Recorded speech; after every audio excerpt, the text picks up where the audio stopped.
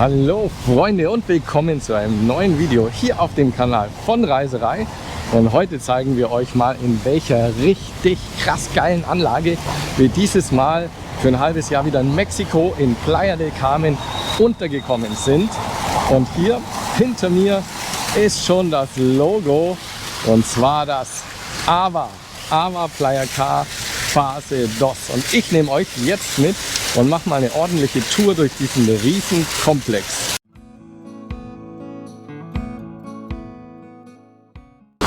Noch ganz kurz, hier gegenüber vom AVA haben wir hier noch einen kleinen Italiener, dann eine Eisdiele, eine Wäscherei, La Brioche, eine sehr gute französische Patisserie und dann natürlich der Oxxo, wo man so Kleinzeug einfach kaufen kann, wer es kennt aus Asien, zum Beispiel in 7-Eleven. Hier haben wir noch einen Golfcar-Service, nämlich im AVA, und es ist richtig cool, wenn man nämlich zum Beispiel jetzt sagt, man möchte in den Beachclub, also das ist mehr so ein Hotel, aber man hat Zutritt zu diesem Hotel Beachclub, wenn man hier in der Playa Car Phase DOS wohnt, und kann dann kostenlos die Liegen, die Pools, den Strand benutzen, und es ist mega, weil dieses Golfcar hier fährt einen dann einfach hin, holt einen wieder ab.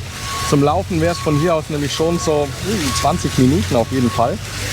Und auch zum Golfplatz, wenn ja jetzt jemand so wie wir Golf spielt oder irgendwie nur ans Gate raus, weil das ist ja alles eine gated Community.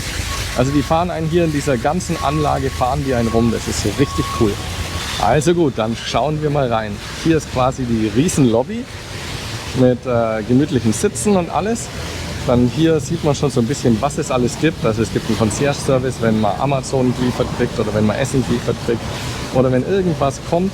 Dann gibt es natürlich Hängematten, dann gibt es einen Gym, dann gibt es einen Spinning Room, dann gibt es einen Infinity Pool oben, der ist dann nur für Erwachsene. Dann gibt es noch eine eigene Bar, die ist der Hammer und so. Also die ist echt günstig. Und ein Wellnessbereich, ein Playroom für Kids und alles. Dann gibt es hier eben, das ist eben der Empfang, wo man dann, wenn man ankommt, sich auch anmeldet und alles. Und dann haben wir hier hinten noch, das ist auch ganz nett und wird auch oft genutzt, gibt es hier einen Billardtisch. Kann man dann immer Billard spielen bei Wind und Wetter, also wenn es hier auch mal regnet. Das ist hier so eine Chill-Ecke, also hier ist eigentlich noch so eine Art kleine Bücherei dabei. Da lassen die Leute ihre Bücher da, wenn sie nicht mehr mit zurücknehmen wollen, weil sie fertig gelesen haben. Und so hat man immer wieder ein neues Buch zum Lesen, natürlich auch in alle Sprachen. Hat hier noch einen Fernseher. Und dann schauen wir jetzt mal zum einen der vielen Highlights hier, und zwar zur Poolanlage. Und vor der Poolanlage hat man hier noch diese Fire Pits. Also hier hat man noch so Lagerfeuer, das sind eigentlich dann noch Polster. Aber die tun es dann jetzt immer erst mal trocknen, weil abends ist halt doch noch feucht. Und dann kann man das auch kostenlos nutzen, kann man sich hier mit Freunden hinsetzen. Es gibt 2 Stück davon, hier und noch da hinten. Und dann machen die für einen an, und dann kann man hier richtig cool, gemütlich einfach mit seinen Freunden nochmal den Abend verbringen nach einem Pooltag.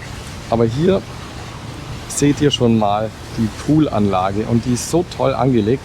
Hier überall mit diesen Fächerpalmen. Und dann haben sie hier nochmal so ein knöcheltiefes Wasser.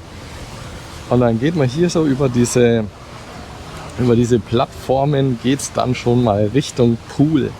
Und der ist einfach gigantisch. Der hat, glaube ich, 250 Meter ist dieser Pool lang. Und es sind ungefähr 145 Einheiten, hat, glaube ich, das AVA. Und die haben hier wirklich nicht gespart. Also diese Lounge-Möbel hier und diese Auflagen, diese Kissen, die sind der absolute Hammer. Die sind so weich, so bequem. Und wir haben es jetzt hier 1 Uhr nachmittags. Und es ist immer etwas frei. Das ist richtig cool. Also man muss hier nie um den Platz kämpfen. Wenn man einen Lieblingsplatz hat, okay. Aber es gibt immer irgendwo was. Ob im Schatten oder in der Sonne. Und hier sieht man schon die richtig geilen Hängematten. Die haben dann auch noch 3 verschiedene Höhen. Und da kann man sagen, okay, gar nicht ins Wasser, voll im Wasser liegen oder nur den Popes reinhalten. Und jetzt schauen wir mal weiter. Und zwar Richtung Bar.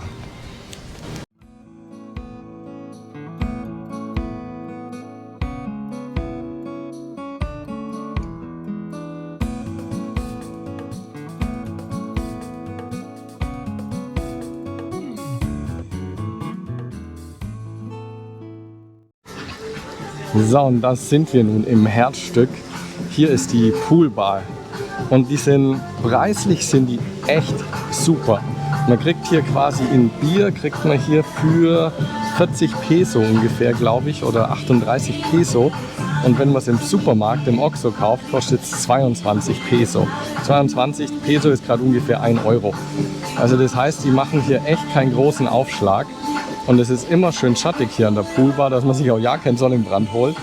Und dann kann man auch einfach zum Beispiel hier sitzen, entweder hier seine Drinks dann zu sich nehmen. Es gibt auch ein bisschen was zum Essen, also die haben, glaube ich, Pommes, Chicken Wings und dann so, ich glaube, noch Boneless, also das sind dann so Chicken Tenders.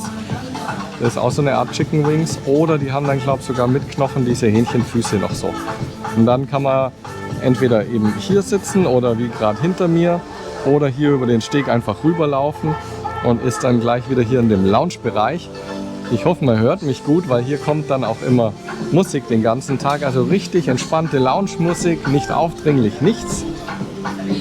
Und das ist einfach richtig angenehm, um hier den ganzen Tag, also man muss eigentlich nicht aus der Anlage raus, wenn man nicht gerade ans Meer will. Und jetzt schauen wir mal weiter, was es hier sonst noch alles zu entdecken gibt. Hier auch wieder Hängematten, also auch die sind hier mehr als genug vorhanden. Und jetzt kommt schon ein weiteres Highlight, was hier so sprudelt. Und zwar gibt es hier Jacuzzis. Die sind leicht wärmer wie der normale Pool. Ich würde sagen, der normale Pool, der hat vielleicht gerade 28 oder 27 Grad. Und der Jacuzzi hat vielleicht 2-3 Grad mehr. Hier ist dann noch der Poolboy, der wirklich den ganzen Tag hier die Blätter aus dem Pool rauszieht, dass der immer ausschaut wie geschleckt. So, Freunde der Sonne, wie gefällt euch dieses Video bisher? Lasst mir unbedingt mal einen Kommentar da, wie euch dieses Video und vor allem diese Anlage gefällt.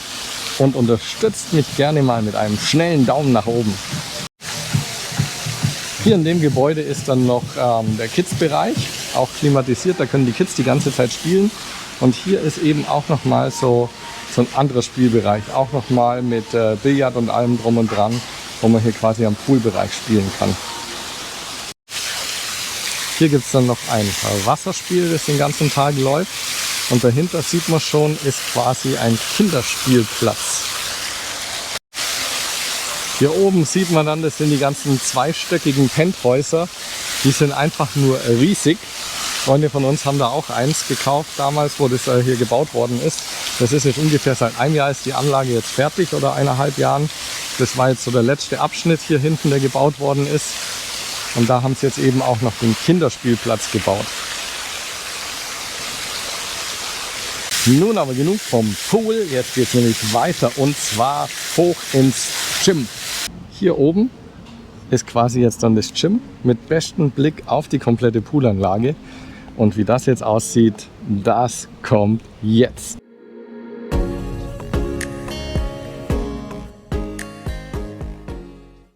Da sind wir nun im Gym. Fangen wir mal hier an, da ist gerade niemand drin. Das ist hier der Yoga-Raum, beziehungsweise wo wir auch immer unsere privaten Salsa-Stunden dann haben. Weil man hat hier eben diesen Spiegel und alles. Und das ist halt dann total genial, wenn man sagt, okay, man tanzt hier, man tanzt alles nach, man sieht sich. Das ist richtig, richtig gut. Hier hat man dann noch Yogamatten und alles Mögliche drin. Dann gehen wir da mal wieder raus und gehen hier mal weiter. Und schauen wir mal, was das Fitness so zu bieten hat. Hier sieht man wieder der Oxxo und alles, also das ist quasi jetzt wieder Richtung Ausgang. Und hier hat man einfach die ganzen Gerätschaften und das ist einiges. Und hier kommt der beste Part überhaupt. Es sind zwar die Laufbänder, aber man hat halt trotzdem hier diesen gigantischen Blick über die ganze Poolanlage. Ist das geil oder ist das geil?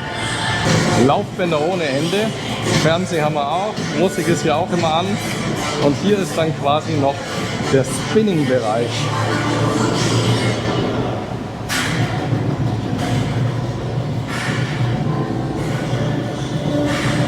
Hinter dieser Tür verbirgt sich auch noch was Geniales. Und zwar, zum einen hat man hier erstmal Waschbecken und Locker, wo man sein Zeug unterbringen kann, weil wenn man dann hier, gibt es noch Toiletten, weil wenn man dann hier geduscht hat, gibt es hier ein Tauchbecken denn es gibt hier eine Sauna. Ich weiß nicht, warum man in der Karibik eine Sauna braucht. Hier sind dann noch 3 Duschen. Aber es ist einfach mal genial, eine Sauna zu haben. Vielleicht, wenn es mal regnet, werde ich sie mal ausprobieren oder so. Aber mir ist jetzt gefühlt zu heiß für eine Sauna hier in Mexiko. Das war jetzt das Gym. Und jetzt geht es weiter nach oben zum Rooftop und den Infinity Pools. Wie hat euch das Gym gefallen? Schreibt es mir unbedingt mal in die Kommentare. Ich feiere es nämlich mal so richtig, so einen riesen Gym zu haben in so einer Anlage. Denn wir waren schon in vielen Anlagen hier und die sind meistens sehr, sehr spartanisch. Und das ist mal so ein richtiges Fitnessstudio. Willkommen auf dem Rooftop. Und hier Infinity Pool Nummer 1. Auch nochmal mit ganzem Blick über die Anlage. Hier sieht man jetzt auch richtig gut die ganzen Penthäuser. Man hat dann hier auch nochmal Liegen. Hat auch dann Toiletten hier oben. Und hier gibt es dann nochmal, also es gibt ja auch überall WLAN hier. Also man könnte ja auch jetzt hier mit dem Laptop hochkommen und ein bisschen arbeiten. Und dann gibt es hier den Infinity Pool Nummer 2. Quasi wieder mit Blick auf die Straße raus. Da drüben ist eine andere Gated Community dann. Und so sieht der ganze Ausblick dann hier von oben aus.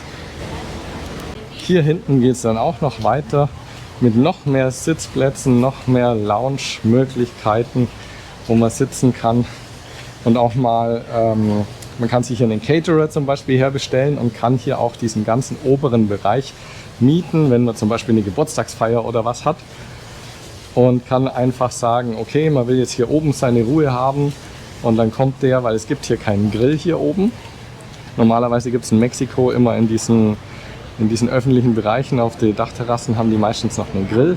Den gibt es hier nicht, aber hier kann man eben einen Caterer bestellen, der dann einem ein Buffet aufbaut. Und jetzt gehen wir mit dem Aufzug wieder runter und schauen mal, was es sonst noch zu entdecken gibt. Ihr habt jetzt mal einen Eindruck von der Nummer 1 Anlage hier in Playa K Phase 2 in Playa del Carmen in Mexiko.